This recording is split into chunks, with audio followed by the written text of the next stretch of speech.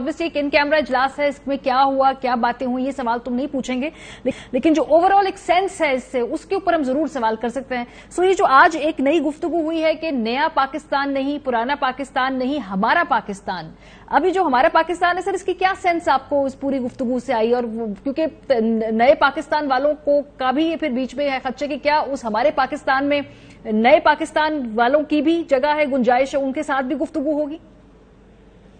मारिया, ये कोई बाकी बातें रह गई जो आपने मीटिंग की बताई हैं? अब कोई खुफिया बात भी रह गई सिवाय उस ब्रीफिंग के जो टेक्निकल थी।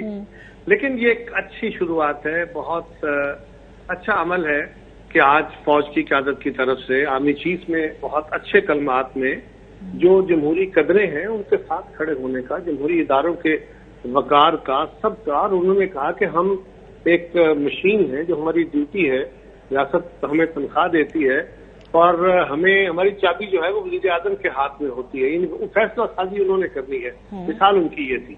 और पार्लियामान को और आइन को उन्होंने कहा ये सेंटर ऑफ ग्रेविटी है, फौज जल हो सकती है जो सारी चीजों को साथ जोड़ के रखती है। लेकिन और भी बहुत सारी बातें थी जो उन्होंने की, बहुत अच्छी गुफ्तगू उन्होंने की।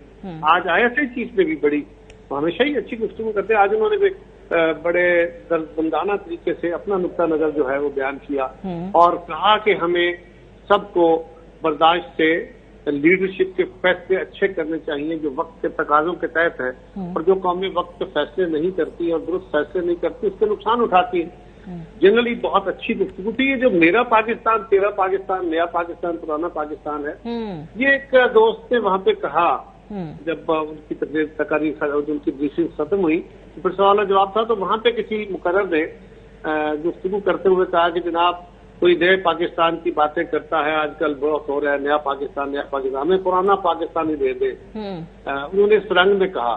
तो उस पर आर्मी चीफ ने जब वो वाइंड अप कर रहे थे तो उन्होंने बड़ा लाइटर साइड पे बात करते हुए उन्होंने कहा जी ना हमने नए की ना पुराने की, आप मेरा पाकिस्तान मुझे दे दे। यानी मेरा पाकिस्तान जो कायदे आजम का पाकिस्तान है, जो पाकिस्तान के खुशहाल अवाम का पाकिस्तान है, लाइक दिस। तो इस सेंस में वो बात थी, लेकिन generally it was very good sense और अच्छी डायरेक्शन थी पाकिस्तान। देखिए ना, एक सबसे बड़ा कमाल ये होता है कि जब ताकतवर अपनी माजी के अंदर होने वाली कोई कोताहियां या गलत फैसले हैं उनका इकरार कर लेता है कि हाँ भाई इंसान थे, गलतियां हुई हैं, लेकिन हमें अब उनको इदराक करते हुए आगे बढ़ना है।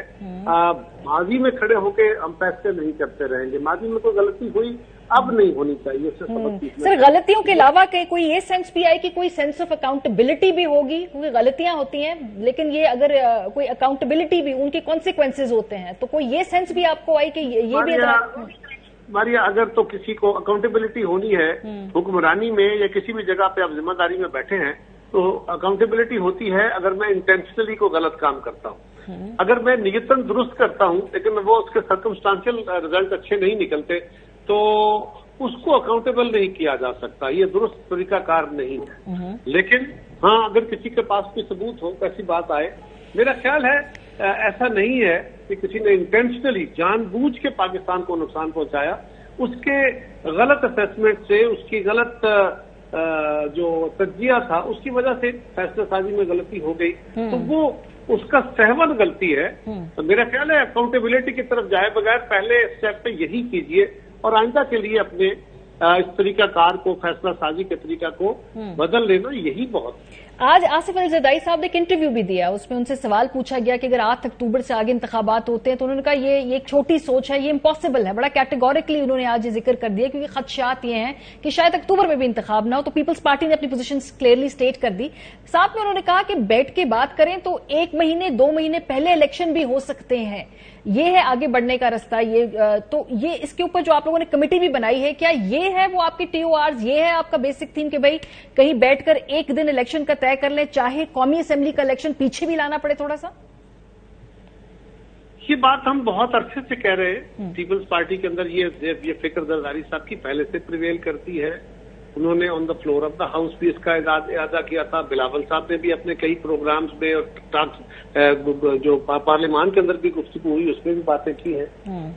और यकीनन तलखी बहुत है, तलखी तो खान साहब ने तल्ख माहौल कर दिया बहुत, लेकिन फिर भी सियासी अमल के अंदर आपको तलखियां बुला के आगे बढ़ना है ना, माजी से सबक सीख के आगे बढ़ना है।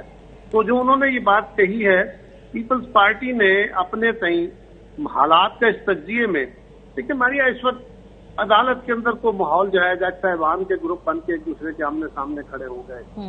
अदालत और हुकूमत के दरमियान एक stand of one life situation है, पार्लियामान और सुप्रीम कोर्ट के दरमियान एक सूरत हाल है, सियासी जमातों के दरमियान एक तनाव है, मीडिया के अंदर भी इसी तरह का तनाव है, सोसाइटी में भी टॉलरेंस की मतलब लोएस्ट लेवल पे हम पहुंच गए हैं। तो ये बड़ा खतरनाक सूरत हाल है।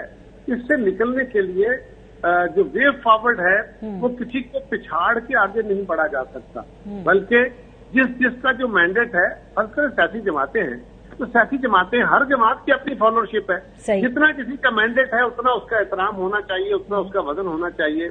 और ये फैसला जमहूरी डायलॉग के जरिए हो सकता है। डेडलॉक तो डिबेकल होते हैं ना जी सर, लेकिन तो आपके बड़े आम इत्तेहादी जो कि ड्राइविंग सीट पे बकौल आप लोगों के PMLN राना सनाउल्लाह साहब तो कहते हैं कि पता नहीं अक्टूबर में भी इलेक्शन होंगे कि नहीं होंगे, तो आपके इत्तेहादी भी क्या वो कन्विंस्ड है कि भाई अक्टूबर में? मैं गुजारिश करूं कि राना सनाउल्लाह साहब भी वैसे तो बड़े ठंडे आदमी हैं, लेकिन गुस्सा में आ ही जाता है ना। मुसलसल एक बंदा आपको गालियां दिए जा रहा है सालों साल और कोई हद छोड़ता ही नहीं है, और उसके जवाब में भी फिर वही सूरत हाल बन जाती है। और सोशल मीडिया भी जिस तरह इस्तेमाल होता है, मीडिया के अंदर भी जो सूरत हाल है, अदालतें भी जिस तरह फैसले करती हैं उसके ऊपर भी असरात आते हैं। तो कभी कभी बंदा गुस्से में आ जाता है। लेकिन राना सनाउल्लाह साहब का मैं आपको जिम्मेदारी से कह रहा हूँ, आप अपने टीम को कह के जरूर एनालिसिस कीजिए। राना साहब कोई 20 प्रोग्राम ऐसे किए हैं जिसमें जब इमरान खान साहब फौज के ऊपर दबाव बढ़ा के ये कह रहे थे कि इस हुकूमत को आप गलत लाए हैं, इनको चलता करें, मुझे लेके आए, इलेक्शन कराएं, तो राना सनाउल्लाह साहब ने प्रोग्राम के अंदर बाकायदा आपके प्रोग्रामों में कहा, टेलीविजन के ऊपर, कि भाई फौज के साथ क्या बात करते हो, बात करनी है तो हमसे करो, शर्तें न रखो। क्योंकि उस वक्त खान साहब शर्त रखते थे ना कि पहले डेट दो फिर इलेक्शन, तो शर्तें न रखो, आओ बैठ के बात करते हैं, हमसे बात करो, इलेक्शन 2 महीने पहले क्या 2 महीने बाद क्या। ये बात राना सनाउल्लाह ने भी कही है, उनके बाकी लोगों ने भी कही है, हमारी जमात तो बहुत अरसे से ये बात कह रही है। लेकिन ये बात इत्तेफाक राय से हो जाए तो ही बेहतर है। सर, आप लोग कहते जरूर हैं, अभी कुछ ये PTI के लोग असेंबली में वापस आना चाहते थे, स्पीकर साहब ने कहा नहीं अभी नहीं, वो जो आपका जो केस है वो उस हवाले से क्लैरिटी नहीं है। हालांकि अदालत ने उनको वापसी के हवाले से बड़ा क्लियरली एक पोजीशन ली भी हुई है, असेंबली में वापस नहीं आने दिया आप लोगों ने उन लोगों को, मतलब स्पीकर साहब ने उनको। तो सर, कॉन्फिडेंस बिल्डिंग मेजर्स कैसे होंगे अगर ये आगे बढ़ना? हम भी तो इंसान ही है ना मारिया, हमसे भी कभी ऐसा होता है। लेकिन खान साहब के याद कीजिए, मियां नवाज शरीफ साहब की हुकूमत में उन्होंने इस्तीफे दिए, तो इट वाज पीपल्स पार्टी जिसने उनको रोका था कि इस्तीफे कबूल ना करें, और फिर कई महीनों के बाद वो वापस आए। पीपल्स पार्टी ने अब भी उन्होंने इस्तीफे दिए, हमने इस्तीफे कबूल नहीं किए, हम लेके बैठे रहे, कोशिश करते रहे, और खान साहब को मना करते रहे कि असेंबलियों पे हमलावर ना हो, ये क्योस, ये पोलिटिकल क्योस, ये आईनी बहरान पैदा न करें। लेकिन वो असेंबलियां तोड़ बैठे। जब असेंबलियां तोड़ दी तो उसके बाद हमने कहा कि अब आपसे क्या डायलॉग करें, क्या करें, अब आप तो क्या, आपके साथ कैसे हम आपके सीधे कबूल न करें। इसी अमल को तो हम अवॉइड करना चाहते थे। चले, वो उस वक्त हमने फैसला कर लिया। लेकिन अब हम समझते हैं कि आगे बढ़ने के लिए एक बेहतरी का रास्ता यही है। हम अपने इत्तेहादियों से बात कर रहे हैं, हमारे इत्तेहादियों में भी यकीनन अभी गुस्सा है, लेकिन हम कोशिश कर रहे हैं कि हम उनको इस बात पे कायल करें। अगर मोहतरमा बेनजीर भुट्टो शहीद अपने साथ जो कुछ भी माजी में हुआ या हमसे हुआ या हमारे साथ हुआ, इस सारे को बुला के गई थी मियां नवाज शरीफ साहब के पास, और फिर दोनों ने अपनी गलतियों का इकरार करते हुए आगे बढ़ने के लिए COD किया था। सारी जमातें उस पर इकट्ठी हो गई थी, तो ये तो नहीं हुआ था ना कि हम मर्ज हो गए थे। हम अपनी अपनी जगहों पर रहे, फिर भी छोटी मोटी लड़ाइयां चलती रही, अब भी चलती रहेंगी। लेकिन बाय एंड लार्ज हमारा आपस में इत्तेफाक था कि अब हमें रूल्स ऑफ गेम एक हद तक उसके अंदर खेलना है, उससे बियॉन्ड नहीं जाना। यही हम समझते हैं बेहतरी का रास्ता है। उसको अडॉप्ट करने के लिए पहले हम अपने इत्तेहादियों को कायल करेंगे और फिर दीगर जमातों को। बहुत शुक्रिया। कमर ज़मान कायरा साहब हमारे साथ मौजूद थे।